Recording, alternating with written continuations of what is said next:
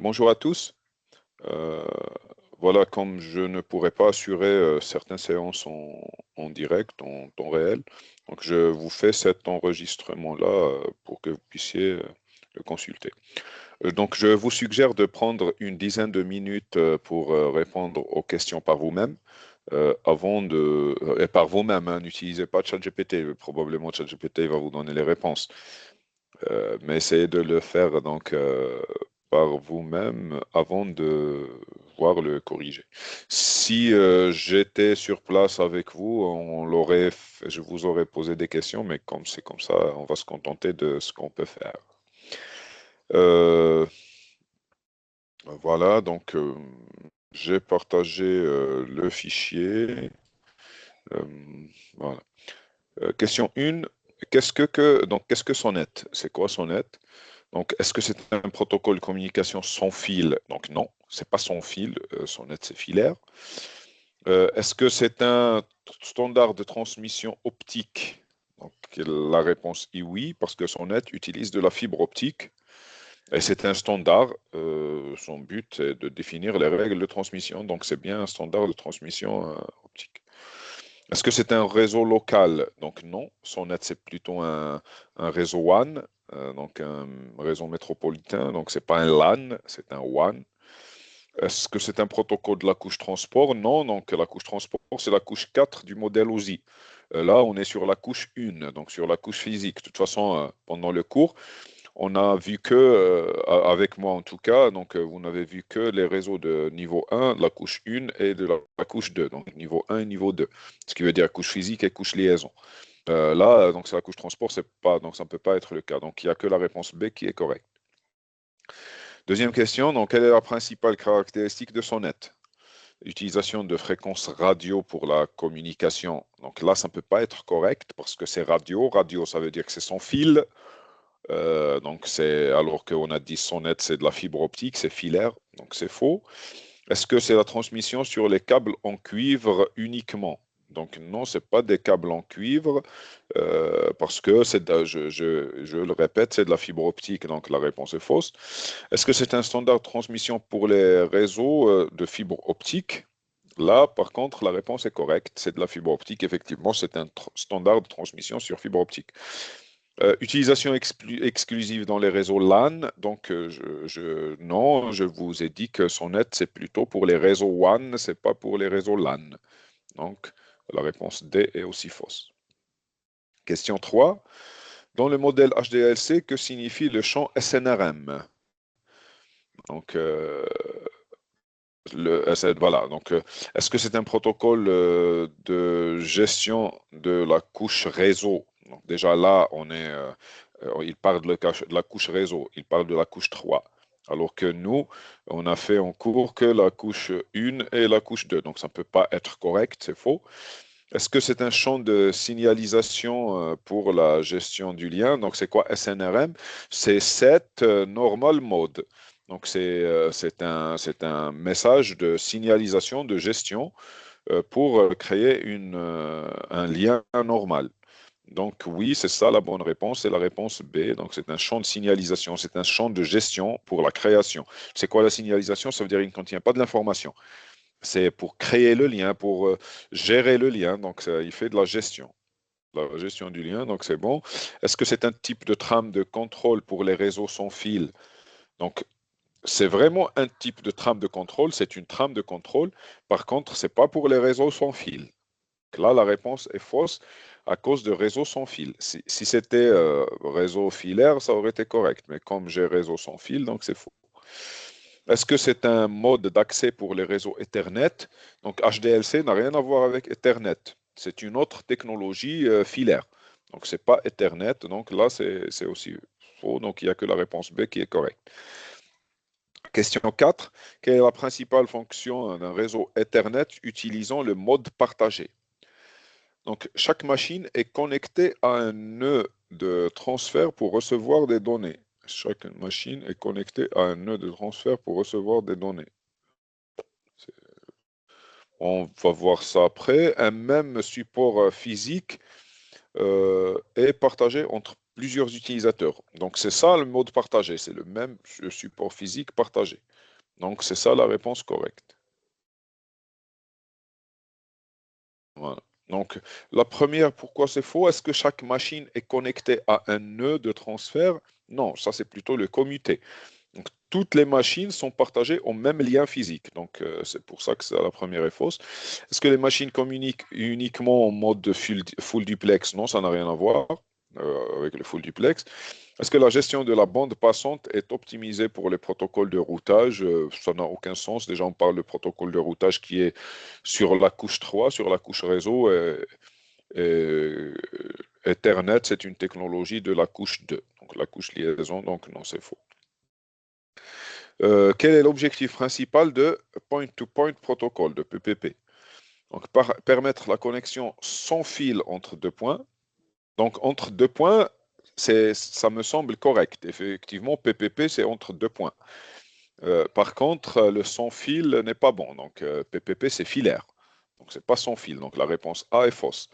Faire transiter des paquets de données sur des liaisons point à point. Voilà. Donc, le but, c'est de transiter des trames. Peut-être le terme le plus correct ici, c'est trame au lieu de paquets. Parce qu'on est sur la couche 2. Donc, des trames sur des liaisons point à point. Donc là, par contre, la réponse est correcte. Créer des réseaux de commutation de paquets, donc non. Est-ce qu'on fait de la commutation? Non. Le PPP, c'est une communication point à point. Est-ce que c'est gérer les connexions multipoints? Non. Donc, je ne gère pas de connexion multipoint. C'est vraiment point à point. Ce n'est pas multipoint. Donc, il n'y a que la réponse B qui est correcte. Dans PPP, quelle est la phase qui s'occupe de l'établissement de la connexion? Donc là, je ne sais pas si vous vous souvenez, euh, si vous vous souvenez de ce qu'on a fait en cours. Mais bon, qu'est-ce qui s'occupe de la connexion? C'est la phase 1. Donc c'est la phase 1 où je crée la connexion. Après, je gère l'authentification éventuelle et je ferme la connexion. Donc, fermer la connexion à la fin. Mais là, pour la création de la connexion, c'est la phase 1. Que fait le protocole LCP dans PPP? Voilà, donc, bon. Est-ce qu'il fournit des services de routage? Donc, non. Donc, ça, le LCP, c'est plutôt dans la phase 2, si vous voulez. C'est ce qui négocie et configure les options de connexion. Donc, LCP, il configure les options de connexion. Ça n'a rien à voir avec la sécurité. Est-ce que c'est lui qui gère les communications? Donc c'est non. Donc la réponse D est aussi fausse. Donc c'est la réponse B qui est correcte. Quelle est la différence principale donc, entre PPP et HDLC? Euh, bon. PPP, il supporte plusieurs protocoles de niveau réseau, contrairement à HDLC. Donc PPP, je peux utiliser euh, plusieurs technologies avec. Donc il fonctionne uniquement sur fibre optique, non. Donc PPP peut fonctionner sur... C'est du point à point, donc ça peut être avec des câbles de cuivre, par exemple, ça peut être de la fibre optique, ça peut être autre chose. Donc, HDLC est utilisé pour les connexions sans fil, PPP est utilisé pour les connexions filaires non plus. Donc, déjà, HDLC, c'est pas pour les connexions sans fil de toute façon, donc c'est bon. Donc, la réponse B est aussi force. La réponse C, PPP supporte plusieurs protocoles de niveau réseau, contrairement à HDLC, donc c'est ça la réponse correcte. Il n'y a aucune différence, ce sont des protocoles identiques. Bah, ça ne peut pas. Si c'était des protocoles identiques, on ne les aurait pas appelés différemment. Donc, question 9, quelle est la fonction principale de NCP dans PPP, donc Network Control Protocol? Bon, là, on l'a expliqué tout à l'heure. Est-ce que c'est négocier l'établissement de la connexion? Donc, non. C'est plus, donc NCP, c'est plus pour le contrôle du protocole, donc pour les configurations. Fournir un chiffrement de données, non. Donc, c'est plus pour configurer un protocole réseau comme IP, par exemple, ou bien comme XIP. Donc, c'est la réponse C qui est correcte. Est-ce qu'il s'occupe de la gestion de la bande passante? Non, ce n'est pas du tout son rôle. Qu'est-ce que le champ NS dans une trame HDLC? Donc, est-ce que c'est le numéro, je ne sais pas, une fois de plus, si vous vous souvenez, donc, mais NS, on a dit, c'est sequence number. Donc, c'est le numéro de séquence du paquet envoyé par l'émetteur. Est-ce que c'est le numéro de séquence? Voilà, donc c'est le sequence number du sender. N, c'est numéro de séquence si vous voulez. S, c'est pour sender, donc de l'émetteur. Donc, c'est numéro de séquence du paquet envoyé par l'émetteur. Ce n'est pas le numéro de séquence du paquet reçu, puisque le numéro de séquence du paquet reçu, c'est NR, sequence number de donc, receiver.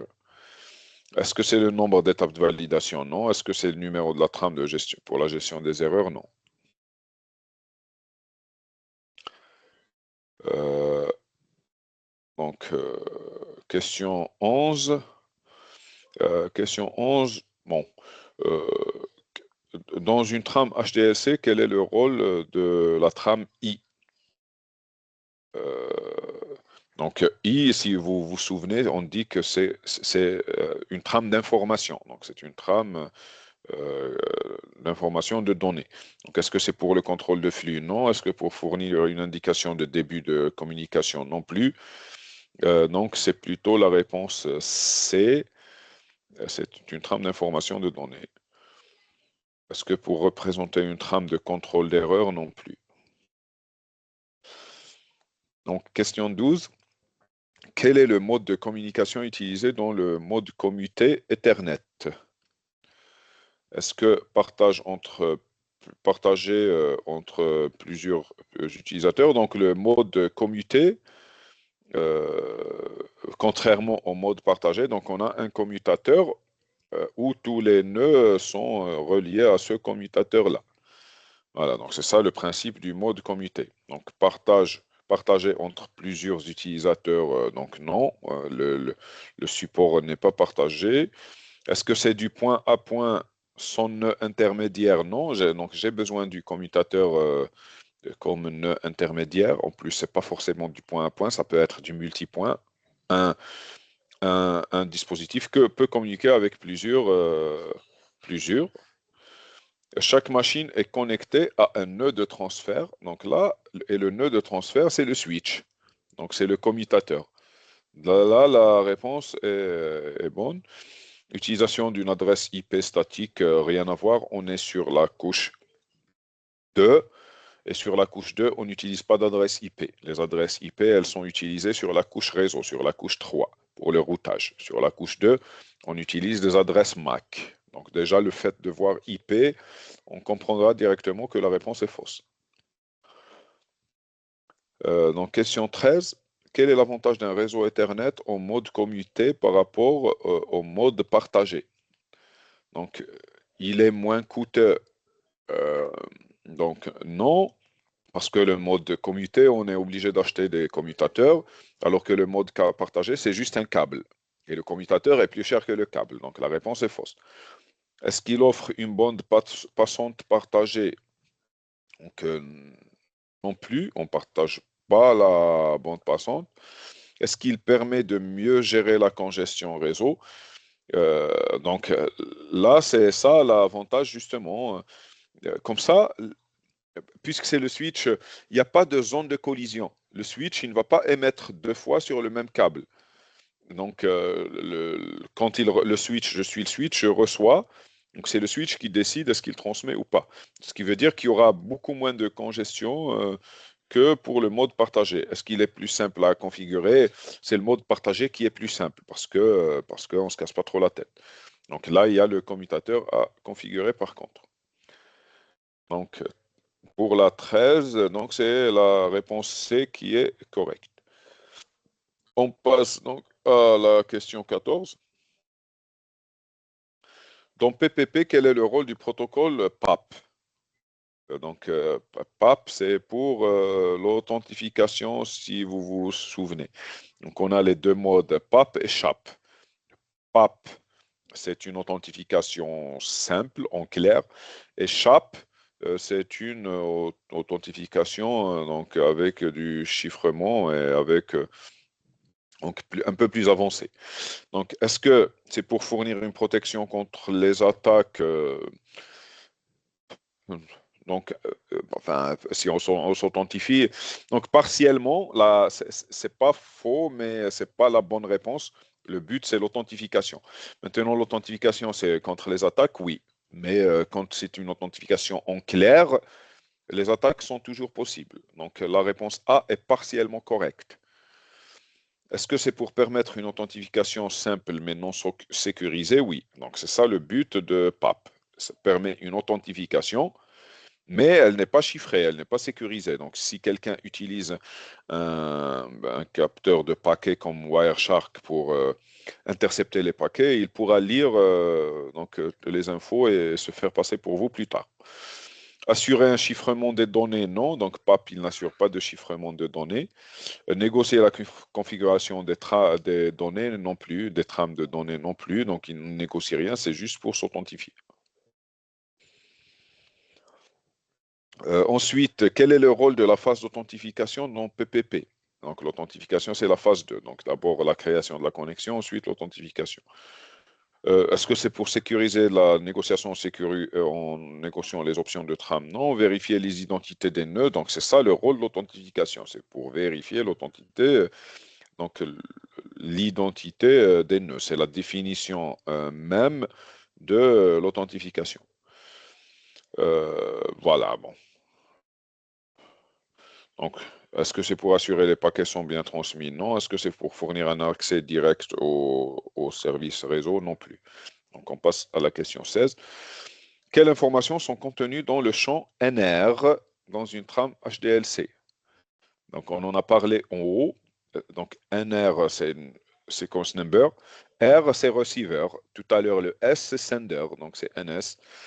Donc, c'est le numéro de séquence de la trame euh, reçue. Donc, est-ce que c'est le numéro de séquence de la trame reçue? Reçue, donc oui. C'est ça, donc ça permet de vérifier le numéro de séquence de la trame reçue. Donc R par rapport à receiver. Est-ce que c'est le nombre d'essais? Qu'est-ce que c'est le nombre d'essais de transmission? Non plus. Est-ce que c'est le numéro de contrôle de la communication? Non. Est-ce que c'est le nombre de bits perdus? Non plus. Donc la réponse correcte, c'est la réponse A. Quelle est la différence entre la trame RR, la trame I et la trame RR dans HDLC? La trame I est une trame de commande, donc non. La trame I, ce n'est pas une trame de commande, c'est une trame d'information. Donc ça, c'est faux. RR est une trame de données, donc non plus. Donc c'est la réponse A est fausse plutôt.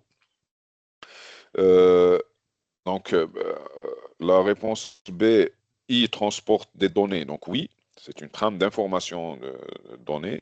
Donc oui. Tandis que RR est utilisé pour la gestion de la communication. Oui, donc RR, c'est une trame de contrôle. Donc la réponse B est correcte. I et RR sont identiques, non. Donc I, c'est une trame de données, d'information, et RR, c'est une trame de contrôle. Donc c'est deux choses complètement différentes. La RR est utilisée uniquement pour les erreurs de transmission, donc non. Donc elle n'est pas utilisée que pour les erreurs. Elle peut être utilisée que pour les erreurs, mais pas que. Donc, question 18. Quel est le rôle du champ F dans la trame de réponse HDLC? Donc, c'est le champ qu'on met tout à la fin pour indiquer, est-ce que c'est pour indiquer une erreur de transmission? Donc, non. C'est pour signaler la fin de la transmission, donc signaler la fin de la trame de données. Donc, c'est ça la réponse correcte. On a dit que le F à la fin, quand il est mis, c'est pour dire, c'est bon, j'ai fini de transmettre. Donc, j'ai fini ce que j'ai à t'envoyer. Si toi, tu veux me transmettre autre chose, vas-y, mais moi, j'ai fini. Donc, elle signale la fin de la trame de données. Est-ce que c'est pour fournir une information de retour pour confirmer la réception? Non. Donc, on l'envoie quand on envoie des données. Quand j'envoie plusieurs données et je termine l'envoi sur plusieurs trames, sur la dernière trame, je rajoute un F. Si je rajoute pas de F, ça veut dire que celui qui reçoit mes trames, il s'attend encore à recevoir d'autres trames. Mais si j'ajoute un F, ça veut dire que j'ai terminé d'envoyer. Est-ce que c'est pour marquer la fin de la session? Non, pas forcément. Il est possible, moi je termine, après j'attends, l'émetteur il va m'envoyer d'autres trames, après je lui envoie, ça ne veut pas dire que c'est la fin de la session. Donc pas forcément en tout cas. Question 19, donc quel type de réseau Ethernet est utilisé dans un réseau local avec plusieurs utilisateurs partageant une même connexion? Donc, partageons une même connexion. Donc, c'est Ethernet partagé. Est-ce que c'est commuté? Non, parce qu'on partage la même. Est-ce que c'est du point à point? Non, parce que point à point, donc il n'y a pas plusieurs utilisateurs, il y a deux utilisateurs. Point à point, il n'y a que deux points. Est-ce que c'est sans fil? Non, Ethernet, c'est pas sans fil, donc c'est forcément, quand je parle de Ethernet, donc c'est forcément filaire. Donc là, on partage la même connexion, donc il n'y a que la réponse C qui est correcte. Dernière question de l'exercice. Donc, quelle est la principale différence entre le mode de commutation Ethernet, euh, voilà, donc le mode commuté Ethernet et le mode partagé, Ethernet commuté et le Ethernet partagé. Le mode partagé est plus rapide que le mode commuté. Donc non, c'est plutôt l'inverse parce que le mode partagé, il y a beaucoup de collisions. Alors que le mode commuté, il n'y a pas beaucoup de collisions. Donc c'est plutôt le commuté qui est plus rapide. Dans le mode partagé, toutes les machines partagent le même support physique. Donc ça, c'est correct. Effectivement, est-ce que c'est une différence? Alors que peut-être pour que ça soit correct, on aurait peut-être dû rajouter alors que dans le mode commuté, les, les machines ne partagent pas le même, les machines ne partagent pas le même support. Voilà. Est-ce que le mode commuté utilise moins de nœuds de transfert? Non, au contraire. Donc le mode commuté, au moins il a un nœud de transfert. Après, il en a plusieurs pour qu'il soit commuté. Donc le nœud de transfert, c'est le commutateur, c'est le switch. Le mode commuté est plus adapté au réseau de petite taille. Non, parce que le mode commuté, si j'ai un réseau avec trois nœuds seulement, la probabilité pour que les trois nœuds communiquent en même temps est quand même relativement réduite. Donc, j'ai pas besoin d'un switch pour trois nœuds. Mais par contre, plus j'ai de nœuds, plus j'ai besoin de commutateurs. Donc, la réponse n'est pas bonne. Le mode commuté est plus adapté aux grands réseaux et le mode partagé peut être adapté aux petits réseaux. Voilà, et on termine avec l'exercice 1. Bon, je vais arrêter l'enregistrement pour faire donc un autre enregistrement pour plus tard. Attendez, il faut que je trouve où est-ce qu'on arrête ça.